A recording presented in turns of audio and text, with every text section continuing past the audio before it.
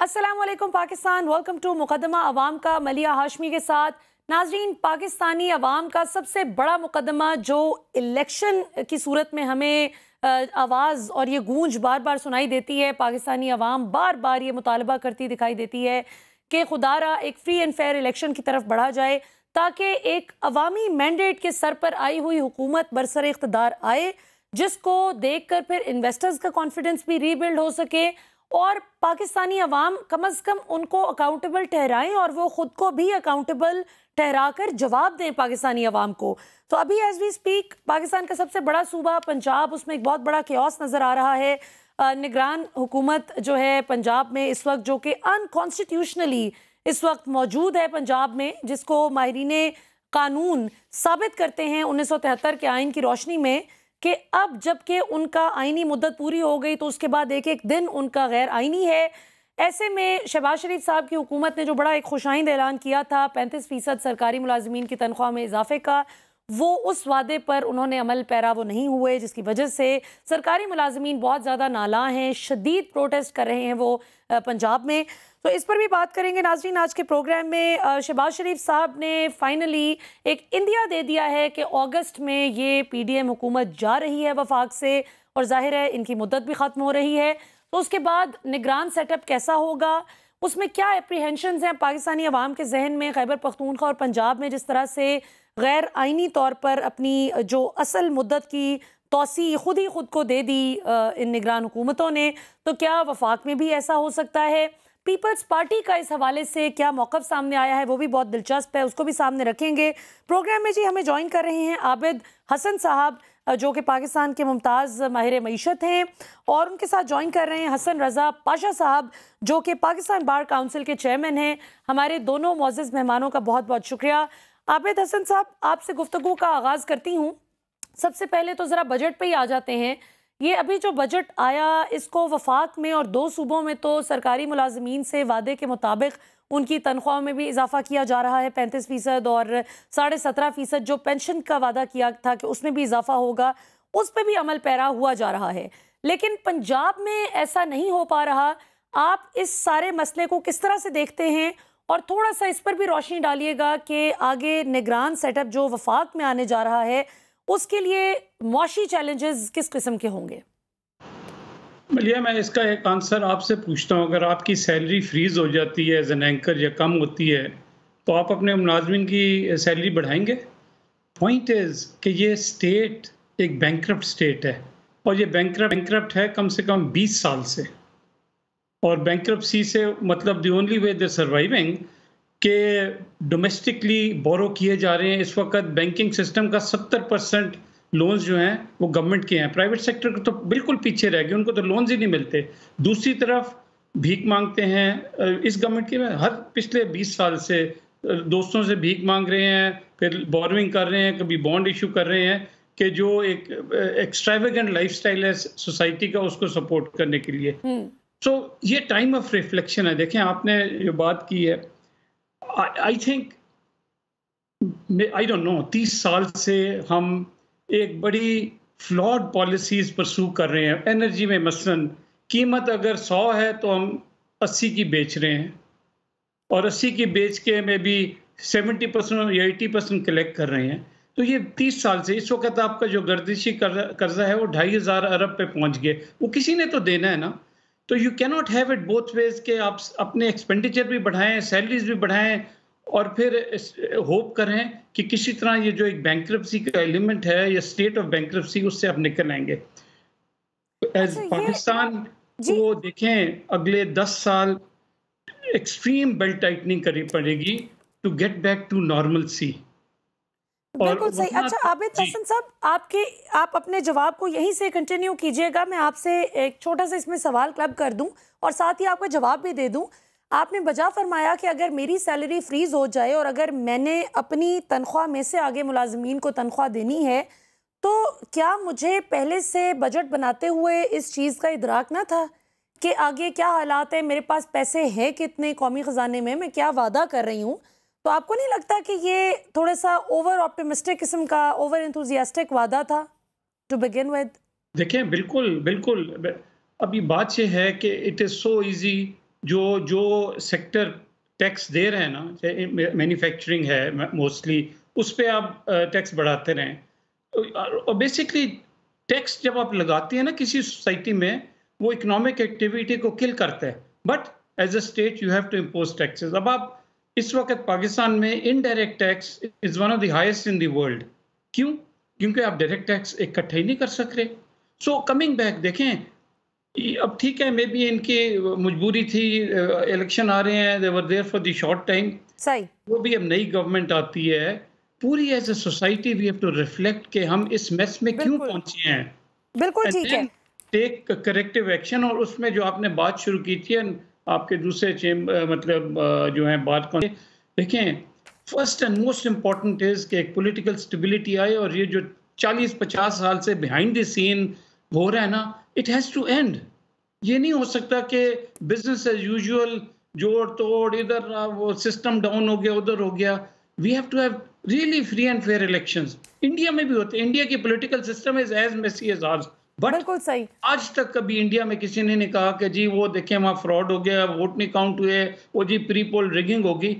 हमें as a society we have to really come to an understanding कि this must end, otherwise तो हम gradually Aahista Aahista करके we are declining. हम तो पता नहीं, कमिटी ऑफ नेशंस में we are at the bottom now because of bad economic अच्छा, पॉलिसीज एंड बैड बिल्कुल ठीक। Political policies. अच्छा आबिद हसन साहब, I am coming back to you. अभी हम गुफ्तगू में शामिल करते हैं हसन रजा पाशा साहब को।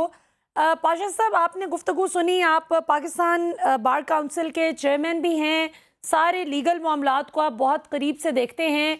अभी आबिद हसन साहब ने वजह फरमाया कि भारत में बहुत सारा कुछ ऐसा है जो ज़ाहिर टेक्नोलॉजी में बहुत आगे चले गए, मईशत में बहुत आगे चले गए, वहाँ पर जोड़ तोड़ की शिकायत नहीं होती, जो इलेक्शन रिजल्ट आता है उसको तस्लीम कर लिया जाता है। वहाँ पे पाकिस्तान की निस्बत डेमोक्रेसी असल मानों में, हकीकी मानों में बहुत मजबूत है।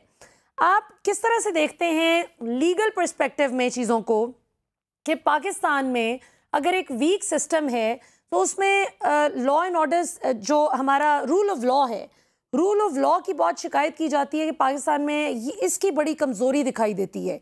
आपको इसमें क्या फैक्टर्स लगते हैं कि इन्वॉल्व हैं, और हम बहैसियत कौम कैसे इसको एड्रेस कर सकते हैं? बिल्कुल मलिया, आप दुरुस्त फरमा रही हैं कि हमारे पड़ोसी ममालिक जो हैं वो हमसे आगे चले गए। इवन फाइनेंशियली अगर देखा जाए, अब आबिद साहब इकोनॉमिस्ट हैं, उन्होंने बात की है कि देखें आज से 4-5 साल पहले या 6 साल पहले अफगानिस्तान का क्या हाल था, आज उनकी मजबूत है। What to talk about India and other countries.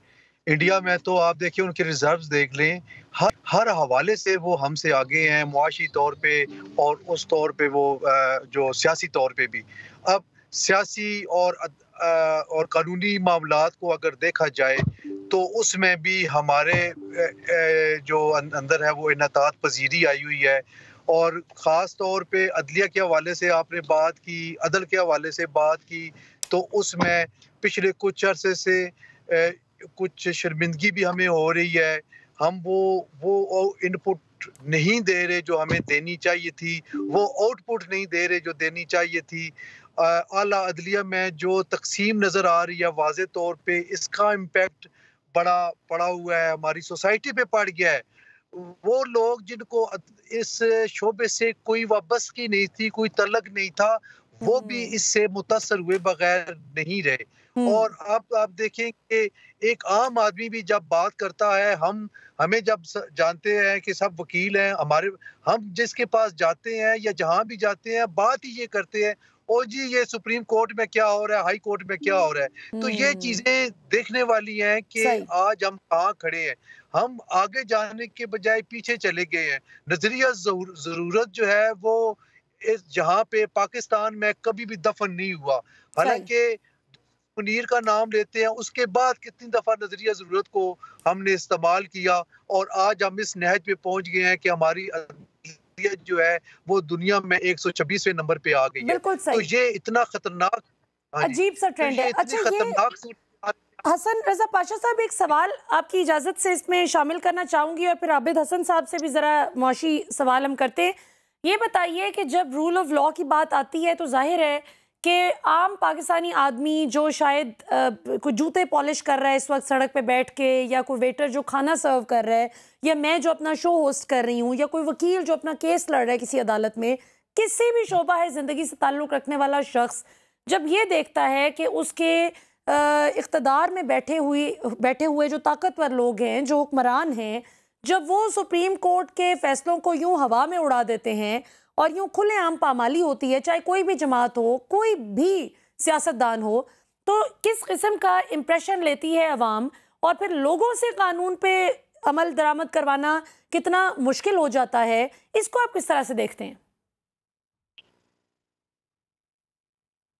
देखिए, बात सिर्फ इतनी है कि जब हम अपने ऊपर इम्प्लीमेंट नहीं कर सकते और इंसाफ के तराजू को हम सीधा नहीं रख सकते, तो हम किसी दूसरे से ये एक्सपेक्ट नहीं कर सकते कि वो इंसाफ कर पाएगा।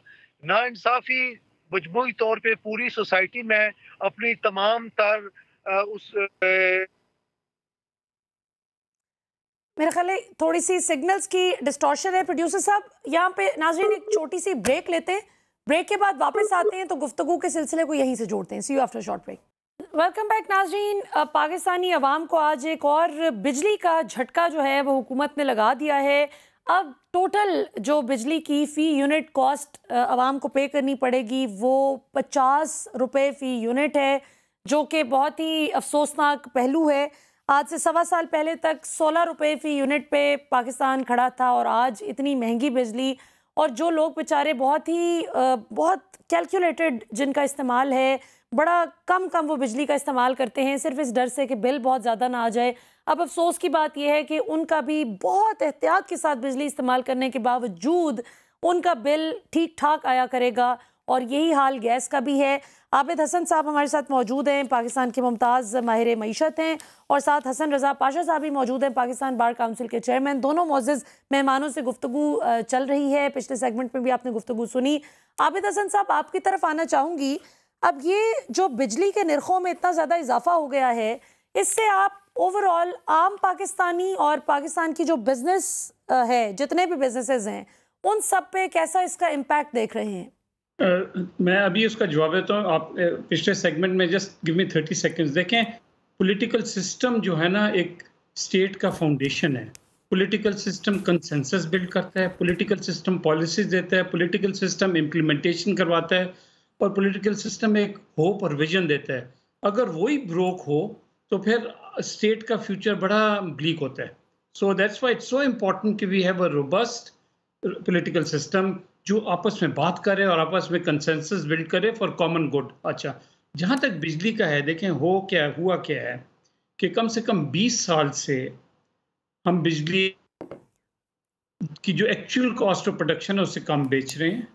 20 साल एक चीज़ आप मतलब अगर 100 रुपये और आप 50 पे बेच रहे हैं, 60 पे बेच रहे हैं, तो ये कैचिंग अप जो थी हर गवर्नमेंट ने स्टार्टिंग ये जनरल मुशर्रफ की एंड ऑफ 2005 से, जब मैं उस वक्त वर्ल्ड बैंक में था, तो शुरू हो गया था कि जी ये जो है अनसस्टेनेबल है ये पॉलिसी।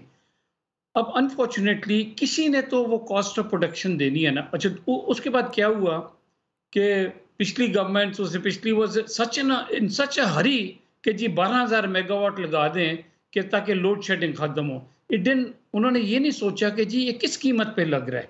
जब एक काम आप जल्दी में करें, वो जनरली और नॉन कम्पिटिटिव, जब प्रोक्योरमेंट हो या खरीदारी हो, जितने प्रोजेक्ट हैं वो नॉन कम्पिटिटिव है ना। चाइना ने कहा जी हमारे जी बिल्कुल आईपीपीज, ठीक है ना। तो उसमें अब एक एडिशनल कॉस्ट है जो नॉर्मल कंपटीशन में नहीं होनी थी। बिल्कुल, तो कॉस्ट किसने देनी है? डॉलर बेस्ड रिटर्न जी। तो ये जो एडिशनल कॉस्ट है प्लस जो 2,500 अरब का गर्दिशी कर्जा है, ये कहीं से तो निकलना है ना। इसमें 3 ऑप्शन है कि सारा ये कंज्यूमर मतलब दें, कुछ सारा गवर्नमेंट दे बजट के थ्रू, या पार्शियली बजट और पार्शियली कंज्यूमर। ये पॉलिटिकल फैसला है, बट समबडी हैज टू पे। इट्स नॉट ये कोई फिक्टिशियस कॉस्ट नहीं है, ये रियल कॉस्ट है जो इनकर हो रही है एवरी डे। सही द क्लासिक एग्जांपल है गैस। आप 10 या 12 डॉलर पर MMCF कतर से इंपोर्ट करते हैं, यहाँ पे आप बेच रहे हैं $3-4 की। वो डिफरेंस कहीं से तो पूरा होना है ना। अभी वो सारा जो है वो गर्दिशी कर्जे में पर है। सो देखिए, दैट्स व्हाई आई सेड कि we must have a very robust and healthy political system जहाँ डिबेट हो, कंसेंसस बिल्ड हो कि इस मेस से, इस कुएं में हम बैठे हुए हैं, उससे इसमें कैसे देयर इज नो निकलना है। Easy way out. सही, एंड बिल्कुल सो सही। दैट्स व्हाई, मतलब ये जो लोग कहते हैं जी आखिरी दफा आईएमएफ, या आप 10 साल तक आईएमएफ के होंगे, और IMF by it's a professional organisation. मैं बाय एंड लार्ज जिन मुल्कों ने, IMF generally sound macro economic policies की तरफ आपको कहता है, जिन मुल्कों ने साउंड मैक्रो इकोनॉमिक पॉलिसीज नहीं फॉलो की, लाइक पाकिस्तान 20 साल में वो बिल्कुल नीचे हो गए। जिन्होंने बाय एंड लार्ज फॉलो की हैं, लाइक इंडिया, बांग्लादेश, वो हमसे बहुत आगे निकल गए हैं। तो आई वुड ट्रस्ट आईएमएफ कि जो वो कह रहे हैं वो करें, क्योंकि जो हमारी लीडरशिप है उनकी understanding of what is sound macro economics is rather weak. That's why we are in this mess. So बिल्कुल ये सही। टाइम ऑफ रिफ्लेक्शन है। वी अच्छा, मस्ट एज अ ये सोसाइटी। बताइए आबिद हसन साहब, ये बताइए, चूंकि I have a lot of questions actually, मुझे मईशत के हवाले से आपसे बहुत सी बातें समझनी है, और हमारी कोशिश ये होगी कि हम वो सवालात आपके सामने रखें जो पाकिस्तानी अवाम की हाउस होल्ड डिस्कशन है, जो लोग समझ नहीं पाते, क्योंकि आमतौर पर टॉक शोज में जो पॉलिटिकल बहस छिड़ जाती है तो उसमें एक साइड खुद को जस्टिफाई करती है, दूसरी खुद को करती है, एक दूसरे पर सारी इल्ज़ाम तराशियाँ होती हैं, असल मसाइल पे कोई बात नहीं करता। तो आज हमने कोशिश की है कि हम स्पेसिफिकली ज़रा थोड़ा सा मईशत पे समझने की कोशिश करें चीज़ें। ये फरमाइएगा कि ये जो अनडॉक्यूमेंटेड इकोनॉमी का मसला है, अब आपने बजा फरमाया कि जब एक चीज़ आप $10 की या $12 की लेंगे फी यूनिट, वो अगर आप $3-4 की बेचेंगे तो ऑब्वियसली वो जो इतना ज़्यादा उसमें गैप है वो कहीं ना कहीं से तो निकलना है, and somebody obviously has to pay it eventually. लेकिन अनडॉक्यूमेंटेड इकोनॉमी वाले तो फिर बहुत फायदे में रह जाते हैं। अभी डार साहब से भी कई बिजनेसमैन को यही शिकवा है कि अनडॉक्यूमेंटेड इकोनॉमी वाले ऐश कर रहे हैं, और जो बेचारा टैक्स पेयर है, भले वो इंडिविजुअल है या वो बिजनेसमैन है, वो पिस रहा है। इसका क्या हल है? देखिए, इसका हल आपको शायद, आप तो मे बी वेरी यंग, नया नया जनरल मुशर्रफ आए, उन्होंने पूरी फौज को लगा दिया कि जी अनडॉक्यूमेंटेड इकोनॉमी को हम सर्वे करेंगे, टैक्स करेंगे। जब उनको किसने कहा भाई ये तो सारे लोग आपके खिलाफ हो जाएंगे, उन्होंने वहीं छोड़ दिए वो। इसमें अच्छा, पॉलिटिकल कंसेंसस की जरूरत है मलिया। विदाउट दैट, देखे ना, ये अनडॉक्यूमेंटेड तो 30 साल से है। We have to ask ourselves कि जो अच्छी चीजें हैं वो क्यों नहीं हुई 30 साल से, बिकॉज हमें कभी कंसेंसस ही नहीं हम रीच कर सके। इसमें I would blame the political leadership of all parties कि उनका कभी ये रुझान नहीं हो कि जी let's sit together and agree कि जो नेक्स्ट जनरेशन को हम पाकिस्तान छोड़ के जा रहे हैं, it is a healthier Pakistan, it is a financially viable Pakistan, it's a Pakistan जहाँ अपॉर्चुनिटीज़ बहुत हैं प्राइवेट सेक्टर के लिए। बट वो उस किस्म की डिबेट ना पार्लियामेंट में होती है, ना आपकी आउटसाइड दी पार्लियामेंट होती है, क्योंकि इतनी मतलब एक दूसरे की political system is trying to you know divisive हो गई है। ऊपर से अनइलेक्टेड फोर्सेस जो है इंटरवीन कर लेती हैं, और वो और मतलब एक अजीब खिचड़ी बनी हुई है। So I don't know what's the answer to this, except कि the answer lies with us. It doesn't lie with China, it doesn't lie with UAE, ये आईएमएफ के, it doesn't lie with IMF, it lies with us. बिल्कुल और सही। जब तक कि हम अच्छा, खुद नहीं इस पे रिफ्लेक्ट करें, एग्री करेंगे, ये भी will continue in this mess. बिल्कुल सही। अच्छा आबिद हसन साहब, मैं आपकी तरफ वापस आती हूँ। हमें ज्वाइन कर लिया दोबारा से हसन रजा पाशा साहब ने। पाशा साहब, आपसे बात हो रही थी ब्रेक से पहले कि रूल ऑफ लॉ को किस तरह से अचीव किया जाए। अब ये जिस तरह आपने बजा फरमाया कि एक बड़ी अजीब सी बात है कि डिवीज़न पाकिस्तानी सोसाइटी में इस हवाले से भी पैदा हो गई है कि ये फ़ैसला मुझे पसंद है तो अदालतें अच्छी हैं, ये फ़ैसला चूँकि मुझे पॉलिटिकली सूट नहीं कर रहा तो अदालतें ठीक नहीं हैं। तो क्या तरीक़ेकार अपनाया जाए कि अदालतों के फ़ैसलों की वही तौक़ीर और वही इज़्ज़त हो जो कि बैक इन द डे हम देखते आए हैं। We grew up watching the courts of law being respected in true spirit. तो वो वक्त दोबारा से हम कैसे ला सकते हैं, और दूसरा ये कि रूल ऑफ लॉ की मजबूती को किस तरह से इंश्योर किया जाए? देखिए, अदालतों का जो फैसले की इम्प्लीमेंटेशन होती है उसके लिए जो एक चीज बड़ी अहम है वो है एक भरम कायम रखना। जब भरम टूट जाता है तो फिर ना उन फैसलों की अहमियत रहती है, ना उन अदालतों का एहतराम रहता है। अब जब आप आला अदलिया में एलिवेशन करते हैं तो वहाँ से गड़बड़ शुरू होती है।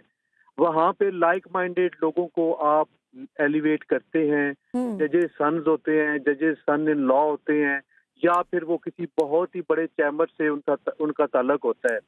जो गरीब मस्कीन ऐसा बंदा जो कि इत्तफाकन आ गया और किसी दरमियाने से तबके से ताल्लुक रखता है, उसको या तो फौरी उसको साल के बाद निकाल दिया जाता है या उसको चलने ही नहीं दिया जाता।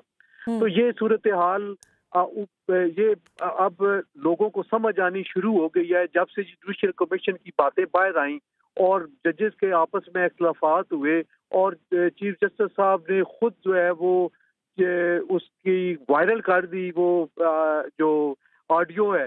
तो उस पे लोगों को पता चला कि अंदर क्या हो रहा है, किस तरीके से बहस होती है और किस तरीके से राय को बिल्डोज किया जाता है।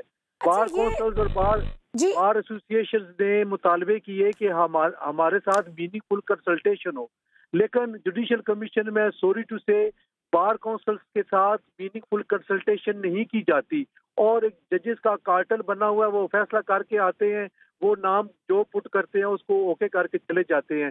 बाद में जब मसाइल बनते हैं तो फिर बार काउंसिल या बार एसोसिएशन वकला की तरफ देखा जाता है कि वो उनको रेस्क्यू करने के लिए आए। ठीक है, अदलिया पे जब भी किसी आमर या ताले आजमान ने कोई हरकत की, गैर आइनी कदगन लगाई गई तो वकला निकलते हैं आइन की खातर, अदलिया की खातर, इदारे की खातर। लेकिन अब सूरत हाल ये हो गई है कि अब हमें कहते हैं कि सर हमें कोई कॉल ना दीजिएगा, हम इन अदालतों के लिए नहीं निकलेंगे। ये सोचने की बात है आला अदलिया के साहिबान के लिए कि ये बताइएगा हसन रजा पाशा साहब, ये फरमाइएगा कि आपने बिल्कुल सही निशानदेही की, हम लेटली यही होता देखते आए हैं, लेकिन क्या जिस वक्त कोई कमीशन कायम किया जाता है, कोई जुडिशल कमीशन है, कोई बेंच बनता है, तो उसका तो प्रिसाइजली क्या यही मकसद नहीं होता कि अगर 5 मोअज़्ज़िज़ जज साहिबान बराजमान है किसी बेंच में तो वो सब अपना अपना माइंड अप्लाई करें, एक दूसरे के साथ किसी भी इशू पर एग्री करना पांचों का जरूरी तो नहीं? इसको आप कैसे देखते हैं फिर? जी बिल्कुल जरूरी नहीं है। देखिए शुरू से अगर आप देखें अदलिया की तारीख उठा के देखें पाकिस्तान की, तो उसमें कन्फ्लिक्ट आते रहे हैं। ऐसा कभी भी नहीं हुआ कि तमाम जजेस जो बेंच का हिस्सा हैं वो एक पॉइंट पे वो सारे राजी हैं। बाज़ औक़ात हो जाता है लेकिन तमाम मामलात पे इस तरह नहीं होता। हाँ, एक एरा हमने देखा, हमारे सामने आया जस्टिस इफ्तिखार मोहम्मद चौधरी साहब के दौर में कि तमाम के तमाम 17 जजेस की एक राय होती थी। अब बात ये है कि अब चले कन्फ्लिक्ट तो आ रहा है, डिसेंटिंग व्यूज तो आ रहे हैं, लेकिन जो नोटिंग आ रही है और उस नोट में भी मैं समझता हूँ कि बात चीजें ठीक है, लेकिन वो ऐसी चीजें आ रही हैं कि वो सारा हम जब हमारे सामने आता है तो हम हैरान हो जाते हैं कि क्या इस हद तक अदलिया में तफरीक है। अच्छा, बार काउंसिल्स की आपने बात की, आप खुद भी जाहिर है पाकिस्तान बार काउंसिल के चेयरमैन हैं पाशा साहब, ये फरमाइएगा कि बार काउंसिल्स के भी कई मेंबरान पर ये एक इल्ज़ाम आयद किया जाता है मुख्तलिफ जमातों की जानिब से कि ये फलां के हामी हैं, नहीं जी ये आपके हामी हैं, उसमें भी ग्रुपिंग है, तो अपनी अपनी राय तो वहाँ पे भी बार काउंसिल्स में भी पाई जाती है। तो क्या जो अगर आपके इस मशवरे पर अमल किया जाए कि बार काउंसिल्स को भी कंसल्टेटिव प्रोसेस का हिस्सा बनाया जाए, तो उसमें फिर आपको नहीं लगता कि फिर एक नई इल्ज़ाम तराशी शुरू हो जाएगी कि चूंकि फलां बार काउंसिल में फलां पार्टी का होल्ड ज़्यादा है, इन्फ्लुएंस ज़्यादा है, तो ये गड़बड़ हो गई? नहीं, मेरा ख्याल है कि ऐसी बात नहीं है। हमारे जो इंस्टीट्यूशन है वो डेमोक्रेटिक इंस्टीट्यूशन है। हर साल बार एसोसिएशन में इलेक्शन होते हैं और बार काउंसिल्स में हर 5 साल के बाद इलेक्शंस होते हैं। और आप देखें कि बार काउंसिल 4 सूबाई बार काउंसिल्स हैं, एक इस्लामाबाद की बार काउंसिल है और एक पाकिस्तान बार काउंसिल है जो हाईएस्ट स्टैट्यूटरी बॉडी है पाकिस्तान के वकला की। 6 बार काउंसिल्स हैं। हमने अभी भी 8 जून को पेशावर में हाई कोर्ट में हमने तमाम बार काउंसिल्स के नुमाइंदों का कन्वेंशन मुनक्कद किया। बड़ी तादाद में लोग आए, तमाम बार काउंसिल मौजूद थी। हमने वहाँ मुत्तफिका करारदादें पेश की। हमारा किसी पॉलिटिकल पार्टी के साथ कोई ताल्लुक नहीं है। वहाँ पे मेरी भी स्पीच ये थी कि हम अगर वोट तमाम वकला से लेके आते हैं, तो हमें कोई हक नहीं पहुंचता कि हम किसी पॉलिटिकल पार्टी की तर्जमानी करें या किसी पॉलिटिकल पार्टी का दुमछल्ला बने। हमारी पार्टी काला कोट है, और हमारी अगर पॉलिटिकल पार्टी से कोई तल्लक है तो वो बार के प्रेमिसेस से बाहर है। हमारा पॉलिटिकल नहीं होना चाहिए, बल्कि हमारा बार काउंसिल का और बार एसोसिएशन के जो अहदेदार है उनको वकला की सोच रखते हुए आइन और कानून के मुताबिक काम करना है। वहाँ पे हम ना तो हम टीवी पे या किसी टॉक शो में बैठ के किसी पार्टी के तर्जमान के तौर पे हमें बैठना चाहिए, और ना ही किसी पॉलिटिकल लीडर के पीछे खड़े होकर उसकी प्रेस कॉन्फ्रेंस के दौरान वहाँ उसको सपोर्ट करनी चाहिए कि हम यूनिफॉर्म पहन के उस पॉलिटिकल पार्टी के लीडर को सपोर्ट कर रहे हैं। ये हमारा मनसब नहीं है, और हमारे ये मंशूर के भी और हमारी जो बार काउंसिल एक्ट है उसके भी खिलाफ है। बिल्कुल सही। अच्छा, इससे पहले कि आबिद हसन साहब की तरफ IMF से मुतालिक एक बड़ा पर्टिनेंट सवाल मैं लेके चलूं, पाशा साहब आपसे एक और बड़ा इंपॉर्टेंट सवाल मैं पूछना चाहूंगी। जनरल परवेज मुशर्रफ साहब मरहूम के हवाले से अब खबर आ रही है कि उनका एक 2013 में उनकी नाअहली के हवाले से केस लगा था, जिसकी उन्होंने अपील की थी, जिसके खिलाफ उनके कागजात नामजदगी बेसिकली मुस्तरद करने का केस था, जिसके खिलाफ उन्होंने अपनी अपील दायर की थी। अब उनकी वफात के बाद उस केस की हेयरिंग जो है वो अब सुनने में आ रहा है जी कि चीफ जस्टिस ऑफ पाकिस्तान की सरबराही में 3 रुकनी बेंच 20 जुलाई को समाअत करेगा मरहूम साबिक सदर परवेज मुशर्रफ साहब की अपील पर। तो अब इस अपील पर समाअत को आप किस तरह देखते हैं? क्या ये होता है आमतौर पर? Is it a legal practice कि अगर कोई वफात पा भी जाए तो? अगर तो मैटर अलाइव हो तो फिर उस पे हेयरिंग भी होती है, आर्गूमेंट्स भी होते हैं, और फिर उनके लीगल पैरामीटर्स पे फैसला होता है। ये चूंकि पास्ट एंड क्लोज ट्रांजैक्शन हो गई है, मे बी के अदालत इसको इनफ्रक्चर्स करार दे के खारिज कर दे। लेकिन अगर उसमें कोई कानूनी पहलू हैं और जो तवज्जो तलब हैं और जिन पे honourable supreme court of Pakistan की ओपिनियन और वर्डिक्ट आना जरूरी है, तो अदालत को ये बिल्कुल कुली इख्तियार है कि वो उस पे अपना वर्डिक्ट दे सकती हैं, और अपना, क्योंकि आइंदा आने वाले जो साल और आइंदा आने वाले जो पीरियड है उसके लिए वो मशले राह होते हैं ऐसे फैसले। तो मैं समझता हूँ कि अगर वो पास्ट एंड क्लोज ट्रांजैक्शन समझते हुए उसको फाइल कर देते हैं तो फिर तो और बात है, और अगर ये समझते हैं कि मैटर अलाइव है और इसको आइंदा के लिए एज प्रेसिडेंट यूज किया जा सकता है, तो फिर उस पे लीगल पैरामीटर्स पे फैसला करके भी अनाउंस किया जा सकता है। सही। अच्छा, अब बिल्कुल मैं अब आपकी तरफ वापस आती हूँ। पाशा साहब, आपसे मैंने 1-2 और पर्टिनेंट सवालात पूछूंगी, फिर हम आपसे इजाज़त चाहेंगे। लेकिन आबिद हसन साहब की तरफ ज़रा नाज़रीन वापस आते हैं और उनसे पूछते हैं IMF के हवाले से। अब एक माहिरीन मईशत में बड़ी बहस ये भी चलती है कि IMF के मोहताज होने की हमें क्या ज़रूरत है। हम IMF के बगैर भी कई ऑल्टरनेट्स हैं, कई ऑल्टरनेटिव्स हैं जिन पर काम किया जा सकता है। उन ऑल्टरनेट चॉइसेस को क्यों नहीं जो है टैप किया जाता? तो आबिद हसन साहब, ये जो एक कई लोगों की राय है, जिस तरह जिनमें प्रोफेसर इशफाक हसन साहब का नाम भी है, कई और मुमताज़ माहिरीन मईशत हैं जो कहते हैं कि हमने तो PTI गवर्नमेंट को भी मशवरा दिया था कि कोई ज़रूरत नहीं है, पूरी प्रेजेंटेशन बना के दी थी कि IMF की मोहताजी ख़त्म करे अब पाकिस्तान। तो ये आप बतौर माहिर मईशत, what's your take on the matter? क्या ये रियलिटी से क्लोज है ये बात? देखें, डिफरेंस ऑफ ओपिनियन बड़ी इंपॉर्टेंट होती है डिबेट के अंदर, और टू गेट टू कंसेंसस। और मैं इशफाक को बड़ी अच्छा जानता हूँ। अगर आप ऐसे लोगों को पोज करें कि जी फर्ज करें हम नहीं जाते IMF के पास, IMF क्या कहती है कि जी अपना आप फिस्कल डेफिसिट कम करें और आप अपना करंट अकाउंट डेफिसिट, एक्सपोर्ट बढ़ाएं, इंपोर्ट को जो भी है करें, ताकि आप एक सस्टेनेबल इकोनॉमिक यूनिट बने। बिल्कुल। IMF और तो कुछ नहीं कहती, उनके ये 2 फंडामेंटल। अब आप कहते हैं जी नहीं जाते। IMF अभी क्या हुआ है, आई डोंट नो, ये अपना ये जो गैप है आपका $8 बिलियन का गैप जो था, जो IMF जनवरी से अटकी हुई थी कि जी हम आगे नहीं बढ़ेंगे जब तक आप ये गैप नहीं फिल करते। हमारे दोस्त चाइना, UAE और सऊदी अरेबिया, तीनों ने ये कहा कि जी हम पैसे नहीं देंगे जब तक कि IMF के साथ आप मुआहिदा नहीं करते। बिल्कुल ठीक है ना, लास्ट मिनट तक आप देखें कि हुआ भी है। ऐसे ही ठीक है हुआ ना? है। ठीक है, उधर अच्छा। $1.25 अरब IMF वो ने दिया है, तो $2 अरब सऊदीया ने और $1 अरब UAE ने दे दिए। अच्छा, वो देखिए ना, अभी अगर कोई कहता है कि जी आईएमएफ में ना जाएं, तो फिर आप पूछें कि अच्छा जी आपका ये इतना ह्यूज गैप है, तो आप किस तरह फिल करेंगे? फिर वो आके कहेंगे जी सऊदी अरब के पास चले जाएं, अच्छा जी यूरो बॉन्ड दे दें, वो यूरो बॉन्ड भी नहीं बिकेगा। ये I think it is in my view it's a non starter. दूसरी आप देखें, एक बड़ी छोटी खबर आ जाई है। पाकिस्तान 4 महीने से कोशिश कर रहा था एलएनजी का कार्गो खरीदने के लिए for December, January, February next year. किसी ने बिड ही नहीं किया। आईएमएफ का वो हुआ है, तो अभी एक बिड आ गई है, ऑल्दो 20% अबव, क्योंकि जब आप इस किस्म की एक ग्लोबल इकोनॉमिक उसके अरेंजमेंट का पार्ट हैं, तो ये जो एलएनजी सप्लायर हैं वो आपको बिड ही नहीं करेंगे आपके कॉन्ट्रैक्ट्स। वो कहेंगे यार पता नहीं हमारे पैसे मिलेंगे नहीं मिलेंगे, जनवरी तक पता नहीं पाकिस्तान बैंकरप्सी में चला जाए, डेट डिफॉल्ट हो जाए। सही। So there are many little things. So personally I think देखें आईएमएफ का दो बड़े एडवांटेजेस हैं।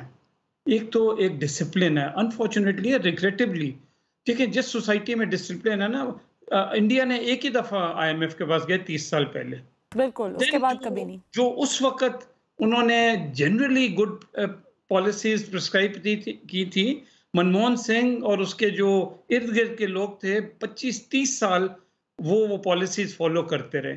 हमारे यहाँ तो ये है कि एक गवर्नमेंट आती है, एक पॉलिसी, दूसरी आती है, वो लड़ झगड़ के कुछ और, and it's a mess. So उस if as a citizen I feel कि अनफॉर्चुनेटली एंड रिग्रेटिवली आईएमएफ के एज अ सिटीजन मुझे ये एडवांटेज है कि एक नज़र होगी कि जी हम बिल्कुल रेकलेस ना हो जाएं। जो जब भी आईएमएफ प्रोग्राम नहीं है, बाय एंड लार्ज रेकलेसनेस आ जाती है ना। बिल्कुल। अब शुरू करें, क्यों 20 प्रोग्राम हुए? इसलिए कि we simply were not able to follow through। और उसके बाद मतलब स्टार्टिंग विद जनरल मुशर्रफ 2005 में जब मैं वर्ल्ड बैंक में था, हम कहने लगे थे कि जी आपने ये बिजली की जो आप कर रहे हैं ये अनसस्टेनेबल है। 2007 में क्रैश कर गया। फिर 2009 में पीपल्स पार्टी 8 में आई, उन्होंने वही फॉलो किया। बाय द टाइम पीएमएलएन का ही वो इकोनॉमी क्रैश कर गई। और आप देखें हो क्या रहा है, पहले 4-5 साल बाद इकोनॉमी क्रैश कर रही थी और मैग्नीट्यूड इतना नहीं होता था। अब इस वक्त 1 साल बाद क्रैश कर गई है और magnitude of that crash is much larger. अच्छा, ये हमारी जो बिल्कुल। अच्छा आबिद हसन साहब, मैं हसन रजा पाशा साहब की तरफ जाने से पहले एक आखिरी चीज़, इंडिया, आपने बजा फरमाया कि भारत सिर्फ आज तक एक ही मरतबा आईएमएफ के पास गया, और जो आईएमएफ ने उनको पीरियड बताया था कि जिसके अंदर अंदर उन्होंने अपना प्रोग्राम कंप्लीट करना था, उन्होंने उससे भी पहले कंप्लीट कर लिया, वेल बिफोर टाइम, और उसके बाद वो आज तक कभी नहीं गए। और बिल्कुल आपकी बात दुरुस्त है कि 25-30 साल बड़ा कंसिस्टेंटली उन्होंने आईएमएफ की तजवीज़ करदा जो अच्छी चीज़ें थी उन सारी पॉलिसीज़ को बनाया, फॉर्मुलेट किया और उन पर अमल पैरा हुए। जबकि ऑन द कॉन्ट्रेरी पाकिस्तान को अगर देखा जाए तो 23 आईएमएफ प्रोग्राम्स में से हमने महज एक तो 23, वहाँ एक और यहाँ 23, और उसमें से भी सिर्फ हमने 2, एक शौकत अजीज साहब का टाइम था और एक डार साहब का 2016 वाला टाइम था जिसमें हमने वक्त से पहले कंप्लीट कर लिया। तो ये क्या वजह है कि पाकिस्तान कभी भी वक्त पे अपना आईएमएफ प्रोग्राम कंप्लीट नहीं कर पाता और फिर हम कभी भी इस मौत के कुएं से बाहर ही नहीं निकल पाते?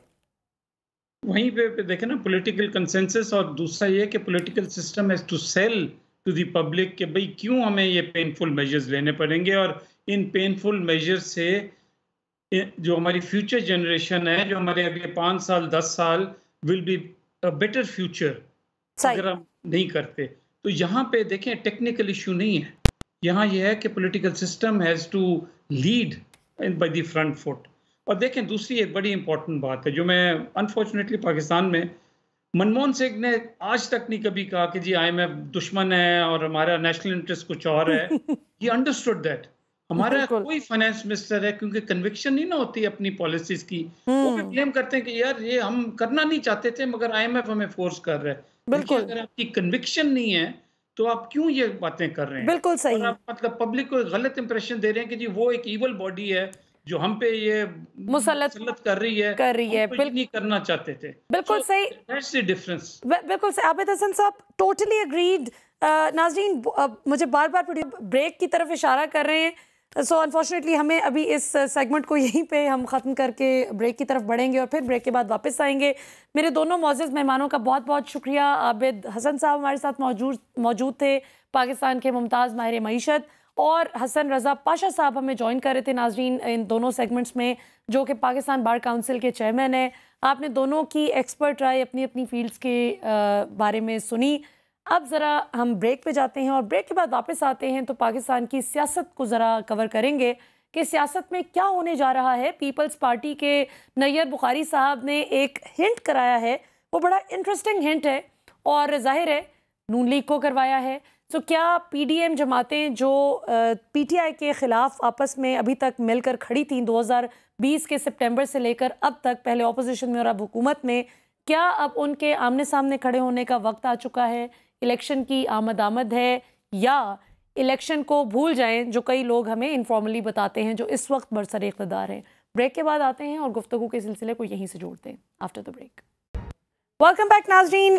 बात हो रही है पाकिस्तानी सियासत पर। ब्रेक से पहले हम गुफ्तगू कर रहे थे पाकिस्तान की मईशत और रूल ऑफ लॉ के हवाले से। दो एक्सपर्ट्स हमारे साथ मौजूद थे, एक मईशत पर और एक पाकिस्तान के कानूनी निज़ाम पर। अब हमें ज्वाइन कर रहे हैं पाकिस्तान के एक सीनियर सियासतदान, आपका ताल्लुक पीपल्स पार्टी से है, हसन मुर्तज़ा साहब। किसी तारुफ के मोहताज नहीं। हसन मुर्तज़ा साहब, you're a senior Peoples Party member, senior politician है, पाकिस्तान की सियासी डेवलपमेंट को बहुत आप गहरी नज़र रखते हैं उस पर और देख भी रहे हैं कि कैसे चीज़ें अनफोल्ड हो रही हैं। आगे क्या होना जा रहा है, थोड़ी सी हमें पेशन गोई कर दें कि आगे की क्या डेवलपमेंट्स हैं। नैयर बुखारी साहब ने एक इंडिया तो दिया है कि वक्त से पहले अगर असेंबली तहलील करके कुछ दिन की मोहलत हासिल करने की कोशिश करती है मौजूदा पीडीएम हुकूमत, तो इसका कोई ख़ास फ़ायदा नहीं होगा, वक्त पर इलेक्शन होने चाहिए। Your take on the matter. बहुत शुक्रिया जी। देखें, हम तो पहले कई दफ़ा कह चुके हैं कि इंतखाबात जो है वो अपनी मुकर्ररा मुद्दत पूरी होने पे ही वो उनका इनेकाद होना चाहिए और एक माह की अगर ज्यादा भी मिल जाती है तो उससे कोई खातिर खा फायदा हासिल नहीं हो सकता। और फायदा हासिल करना भी क्या है। देखें, पाकिस्तान पीपल्स पार्टी इंतखाबात पे यकीन रखती है, हालात जैसे भी थे सिंध के अंदर, इसके बावजूद हमने बलदियाती इंतखाबात करवाए और उसमें पाकिस्तान पीपल्स पार्टी ने कामयाबी हासिल की। कश्मीर के अंदर इंतखाबात हुए, नतीजतन पाकिस्तान पीपल्स पार्टी ने वहां भी बेहतर कारकर्दगी का मुजाहरा किया और बेहतर नशिस्तें हासिल की। इसी तरह के अंदर भी जो ज़िमनी इंतखाबात हुए उनमें भी काफी बेहतरी आई। बलूचिस्तान के अंदर भी पीपल्स पार्टी ने इम्प्रूव किया, जनूबी पंजाब के अंदर भी किया। तो हम तो चाहते हैं कि इलेक्शन हो और इंशाअल्लाह ताला ये पाकिस्तान पीपल्स पार्टी की रिवाइवल भी होगी और पाकिस्तान पीपल्स पार्टी इस मुल्क के अंदर जमहूरियत की मजबूती के लिए मजीद बेहतर अंदाज में काम कर सकेगी। अच्छा, ये जो नैयर बुखारी साहब ने, हसन मुर्तज़ा साहब, बात की है कि वही बात जो आपने भी कही कि कुछ दिन पहले तहलील कर देने से असेंबली को बहुत ज़्यादा टाइम ही मिल जाएगा, मैक्सिमम 1 महीना ही ऊपर जाएगा। तो उसूलन अक्टूबर में इलेक्शन हो जाने चाहिए क्योंकि 13 अगस्त 2018 को इन MNAs ने हलफ लिया था जो अभी इस वक्त असेंबली में मौजूद हैं और जो हुकूमत बनी थी पाकिस्तान तहरीक इंसाफ लेड जो फेडरल गवर्नमेंट थी। अब इसमें ये बताइए कि नैयर बुखारी साहब को इस पर्टिकुलर पॉइंट इन टाइम पे ये बात कहने की और इस पर ज़रा जोर देने की ज़रूरत क्या अपने इत्तेहादियों का मूड देखकर महसूस हुई है? क्या आपको लगता है कि आपके इत्तेहादी भी आपके साथ सेम पेज पर हैं या वो थोड़ा सा अपना जो टेन्योर है उसको लंबा करना चाह रहे हैं? देखिए जी, मैं समझता हूँ कि इत्तेहादियों का टेन्योर लंबा तो मुमकिन नहीं है, क्योंकि अगर 2-3 दिन पहले भी असेंबली डिसॉल्व हो जाए तो फिर भी केयर टेकर सेटअप होगा, तो उससे कोई इस तरह का कोई फायदा तो नहीं हो सकेगा। और नैयर बुखारी साहब ने जो बात कही है वो कतन ये नहीं है कि उनका मूड देख कर कही होगी, क्योंकि सियासतदान है, सियासत करते हैं तो वो हालात को और आने वाले वक्त को देख के उसके मुताबिक ही वो कोशिश करते हैं कि जो हालात नजर आ रहे हों उनको बयान किया जाए। और इसके अलावा कोई ऐसी चीज नहीं है। अगर इत्तेहादी हुकूमत कोई ऐसा एजेंडा रखती है तो वो यकीनन अपने इत्तेहादियों के साथ उसको ज़ेरे बहस लाएगी और उसमें पीपल्स पार्टी अपनी राय की हद तक तो जरूर देगी। और पहले भी जो पॉजिटिव राय है वो हमेशा पीपल्स पार्टी ने दी है। सही। पाकिस्तान पीपल्स पार्टी जो चाहती है, मैं तो वो आपको क्लियर बता रहा हूँ कि हम इंतखाबात चाहते हैं। बिल्कुल ठीक है, 2 सूरतों में इंतखाबात चाहते हैं। बिल्कुल सही। अच्छा, आखिर में लास्ट क्वेश्चन आपसे करना चाहूंगी हसन मुर्तज़ा साहब, क्योंकि प्रोग्राम का वक्त बस थोड़ा सा ही रह गया। ये फरमाइएगा कि फजलुर रहमान साहब और उनकी जमात की जानिब से बड़ी शिकायत की गई आपसे और नून लीग से कि हमें मुशावरती अमल का हिस्सा नहीं बनाया गया, दुबई में खुद ही सारी बातचीत कर ली और हमें दे फेल्ट लेफ्ट आउट। तो आप इसको किस तरह से देखते हैं? उनको भी बुला लेते। देखिए, मैं समझता हूँ कि शायद ये उनका गिला शिकवा जो है वो पीडीएम की जमातों से हो, क्योंकि वो पीडीएम का हिस्सा है, हम पीडीएम का हिस्सा नहीं है। हम तो उनके इत्तेहादी हैं हुकूमत के। हम पाकिस्तान पीपल्स पार्टी और एएनपी वो पीडीएम का हिस्सा नहीं है। तो उनका अगर कोई गिला शिकवा है तो अपने पाकिस्तान पीपल्स पार्टी से कैसा गिला वो कर सकते हैं। पाकिस्तान पीपल्स पार्टी ने तो हमेशा मौलाना साहब का एहतराम भी किया है, मौलाना साहब को साथ भी लेकर चले हैं। अब जहाँ उनके अपने इत्तेहादियों में छोड़ जाएं, हम उसका तो कुछ नहीं कर सकते। बिल्कुल ठीक है जी, उसका तो कुछ नहीं कर सकते। हसन मुर्तज़ा साहब, आपने हमें ज्वाइन किया, बहुत बहुत शुक्रिया। नाज़रीन, पीपल्स पार्टी की राय जानी। हसन मुर्तज़ा साहब ने बड़ा अपना जो सियासी तज्ज़िया था और जो इन्फॉर्मेशन थी अपनी जमात के हवाले से अपना मौक़िफ़ सामने रखा। आपने आज की गुफ्तगू सुनी। हमने कोशिश की आज के प्रोग्राम में कि हम अवामी मसाइल को तरजीह दे देंगे। आखिर में सियासत, बिल्कुल हमने आखिर में सियासत पे बात की। क्यों? क्योंकि आम तौर पर हम हर वक्त सियासत पर ही बात कर रहे होते हैं, लेकिन सियासी जमातें जब बरसर इख्तिदार आती हैं तो उनके फैसलों का पाकिस्तान की अवाम और उनकी ज़िंदगियों पर, उनके बजट्स पर, उनकी जेब पर क्या फ़र्क पड़ता है, ये वो असल चीज़ है जिसको एड्रेस करना ज़रूरी है। क्योंकि इलेक्शन से पहले वादे और दावे कुछ होते हैं और बाद अज़ां कारकर्दगी बिल्कुल ऑल टुगेदर कुछ और ही होती है। तो हमने कोशिश की कि आज के प्रोग्राम में हम रूल ऑफ लॉ को भी समझने की कोशिश करें कि इसकी राह में कौन सी रुकावटें हायल हैं और किस तरह से इन रुकावटों को पार किया जा सकता है, हटाया जा सकता है। और पाकिस्तान में इस वक्त जो सबसे बड़ा मसला महंगाई का और मुआशी ज़बूं हाली का है, उसको कैसे एड्रेस किया जा सकता है। उम्मीद है आपको आज की डिस्कशन पसंद आई होगी। आज के लिए इतना ही। आपसे कल रात 8 बजे इंशाल्लाह फिर मुलाकात होगी। पाकिस्तान हमेशा जिंदाबाद।